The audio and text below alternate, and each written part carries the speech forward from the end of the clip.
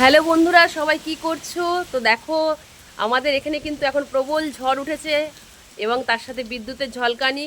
আর সবচেয়ে কি জানো, মন খারাপই। দেখো গাছের আমগুলো না সব পড়ে যাচ্ছে।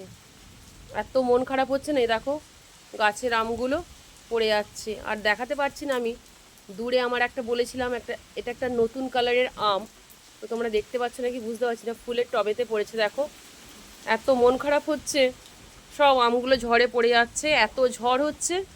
আর তার সাথে আকাশেরও একদম ঝলকানি আরম্ভ হয়েছে, তার সাথে প্রবল মেঘগর্জন। তো অল্প অল্প বৃষ্টিও আরম্ভ হয়েছে। যাই হোক, আজকে মনে হচ্ছে একটু স্বস্তি পাওয়া যাবে, কারণ এই কদিন এত প্রবল প্যাচপ্যাচানি একটা গরম ছিল না। কিন্তু একটু হাওয়া দিচ্ছে এখন।